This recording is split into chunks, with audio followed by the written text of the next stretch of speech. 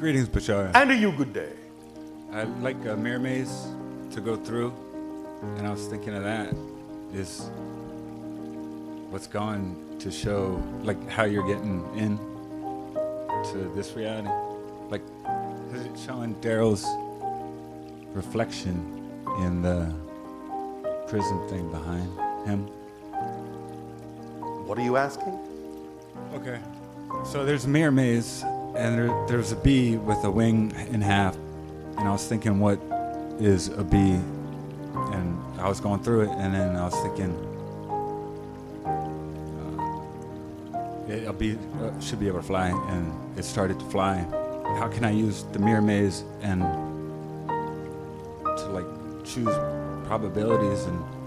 Well, what kind of a state of being did you experience when you had those perceptions? How did it allow you to feel? calm and trippy? All right, well, then it's showing you that that's the state of being to come from in all endeavors in your life. Come from that centered state. It's showing you to get you to remember that existence is, even though we talked about the idea of positive and negative and neutral, is actually very slightly bent in the positive direction, because a neutral state allows you the opportunity to choose what you prefer. So even if you just let go and flow into the current of existence in a neutral state, the current will slowly carry you in the positive direction. So it's showing you how to use the neutral state in a way that will help carry you in the positive direction for yourself. So come from that balanced state, that calm state, that peaceful state, that neutral state in all things that you choose to do in life. And if you just go with the flow, it will carry you where you need to be carried. Does that help? Yes. All right. You mentioned a psychedelic stronger than DMT. I was wondering what that was. Well, there are many different kinds of ways to use the teachers of the earth. DMT can be used in a soft way, a gentle way, or a very powerful way. It has a lot to do with your state of being. It has a lot to do with the specific dosage. It has a lot to do with the way in which you might actually take it in. Of course, there are such things also as what you call ayahuasca and many other kinds of teachers on the earth that can take you on vast journeys into yourself. Again, it's just about what you're attracted to use, but by all means, if you should choose to join such a teacher, please remember that, like we just said, the teacher's fundamental job is to familiarize you with certain states of being so that ultimately you can just create those states of being yourself and no longer need the teacher to do it for you. Yes? Yes. So, whatever you're attracted to is what will work most strongly for you at the moment, as long as you remember that at some point it's really teaching you how to create that state for yourself. It doesn't have to feel the same. You just have to know that every time you remember having been in the state, you're actually in the state again. Even if it doesn't feel the same, you're in the state you need to be in that is correct for the you happen to be at that moment. In fact, as we have sometimes said, the trick of that is, if you can remember having been in that state, you actually already have to be in the state to even have the memory of being in the state. Because you can't perceive what you're not the vibration of. So you would never have the ability to remember a state if you weren't already in that state. That's the trick. Does that help? Yes. All right. Thank you.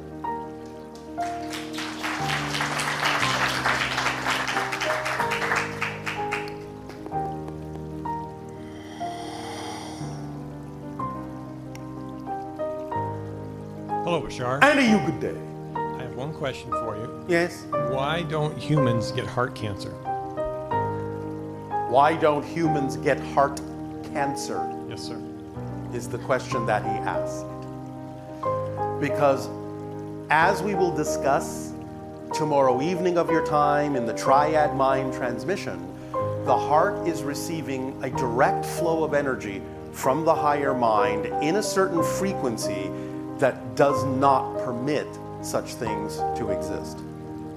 Now, there can be obviously what you would call heart disease, But that is for a different reason, and we will go into this more deeply tomorrow night of your time. Thank you. That's all my questions. All right. Thank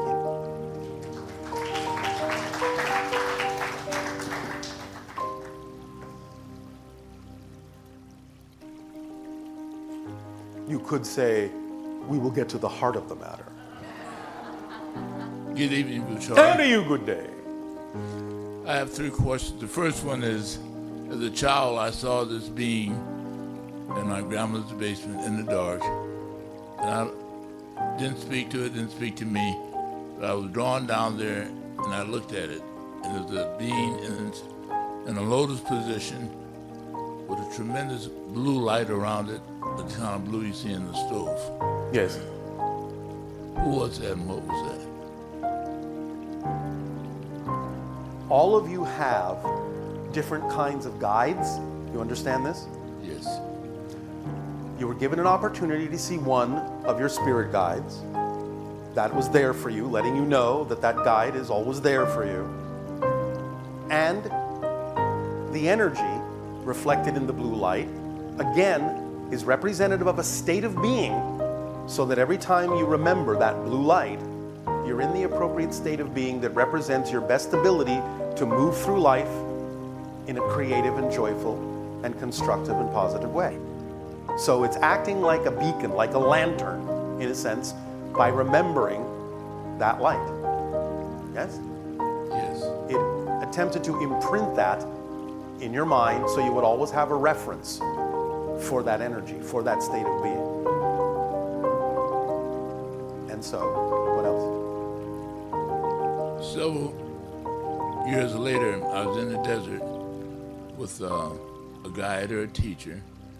It was my first time, and we got lost. Lost in the desert. Yes, lost in the desert. And she was experiencing the death of her like daughter, and I was just following her, and I realized that we were lost, Yes. and I had no idea where we were. Sometimes that's a good thing. It breaks you from all assumptions and expectations of where you think you need to be and allows you to truly improvise and use where you are in the strongest possible way. Sometimes you have to get lost to really find yourself. And what happened was that this feeling came over me, Yes. and out of my life said, the all, Yes. the all, Yes. the all. Yes. And we went back to our camp, and it's like my life expanded and merged with everything without any guidelines or intellectual. We went right back to my camp. Yes. Like I said, sometimes you have to lose yourself to find yourself. And my last question is, I feel I'm on the verge of breaking through. To what? More of yourself? More of myself. Exactly. More Are of you myself. acting on your highest passion every moment that you can to the best of your ability with no insistence on a particular outcome? Yes, no, maybe? Hesitation usually means no. Yes. No. All right. So the next logical question is, why not? That's a good question. Thank you. Do you have a good answer? Yes. No. What is the resistance to being your true self? You sense that a breakthrough is about to happen. The key to unlocking that breakthrough is that formula we just gave you. If you always choose to know that what is your highest passion at any moment, what contains the most excitement more than any other option, is a vibrational reflection of your true frequency, and you act on it to the best that you're able to, taking it as far as you can till you can take it no further, and you do that with absolutely no insistence or assumption as to what the outcome is supposed to look like, you are actually using the instruction manual for how reality works. And when you do it that way and follow that formula, you will see your life will unfold and open up in a very, very magical way. You will allow the breakthroughs that need to happen to come to you in an effortless way. You will see that synchronicity will expand and increase in your life and show you exactly what you need to do, in what order you need to do it, and when and how. And all the tools of the kit of excitement and passion will unfold before you so that you can flow through life along the path of least resistance and discover whatever may be still within your unconscious mind that is out of alignment with your excitement so that you can identify it and let it go and add that energy to your excitement. And that process will leave absolutely nothing, and I mean nothing, relevant out of your life. Thank you. Does that help you? Yes. Thank you. Now get lost so that you can find yourself again.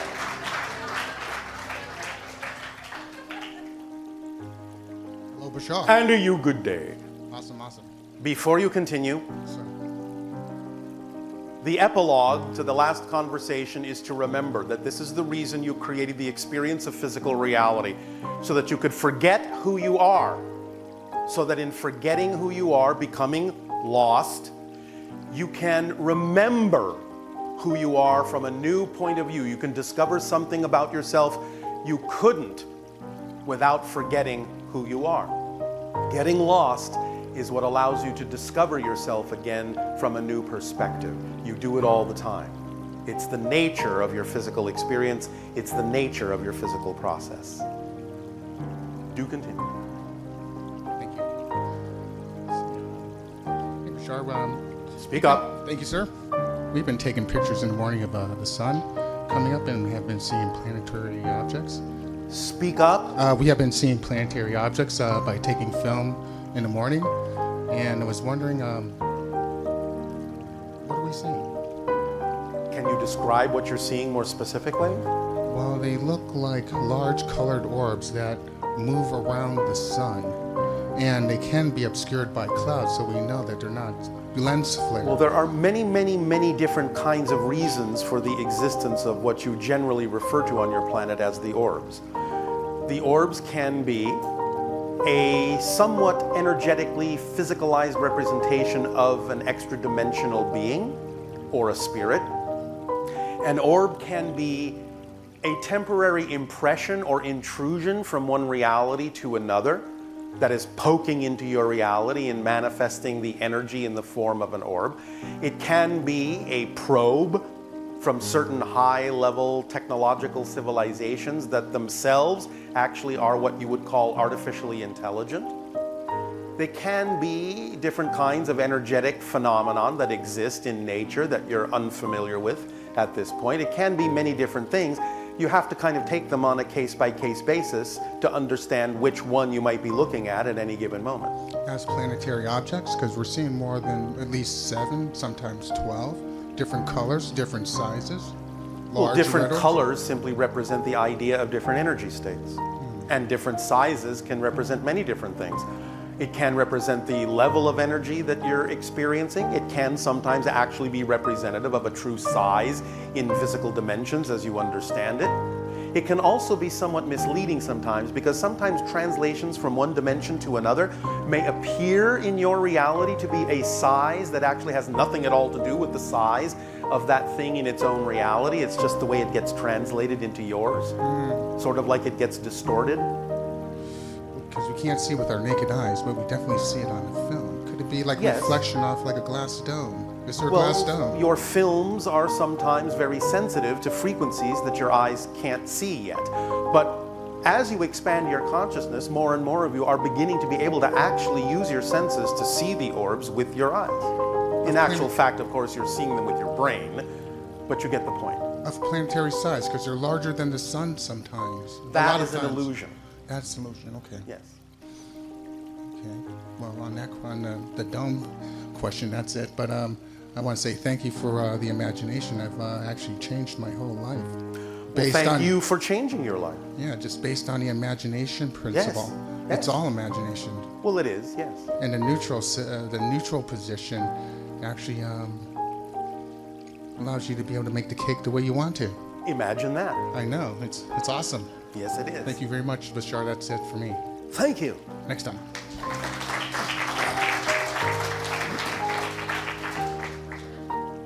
Hi, Bashar. And a you good day. This is gonna sound weird, but I be getting this dragon, my dreams. Yes. I feel like I crossed his reality. He doesn't mind. we go for rides, and he takes me on these crystal caves and All right. falls, and Yes, yes, yes. I just, for some reason, I want it to be real. I don't want my. It is real. It is. In another dimension. Okay. It's not physical in your dimension. It's real in another dimension. It's as real to them in their dimension as your physical reality is to you. But of course, remember that your physical reality isn't real. So what's the difference? Okay, so I'm not making this up in my head, and so. The experience is the only thing that needs to be real. What you get out of the experience is the true reality. The symbols that are used, that is simply what needs to happen, because that's what will work for you to give you the experience that you need, so you will have the information you need to move forward in your life in the way that works best for you. It's all real in some context. You can't imagine non-reality. That doesn't necessarily mean it's physically real, but that doesn't mean it's not real in its own context, in its own reality, in its own dimension. There's a wide range of concepts that are contained in the word real. But you can always bring it down to, what was the experience? What did you get out of it? What did you learn? How did it feel? That's the reality that's important to focus on. Because that's why it happened. To give you that experience, to give you the information, to give you the lessons you learned about yourself in that experience. So it's not really about focusing on, was it really real? In all the ways it needs to be, yes. Okay. Okay. Does that help? Yes. Thank you. It's wonderful. Thank you. Anything else? No. Thank you.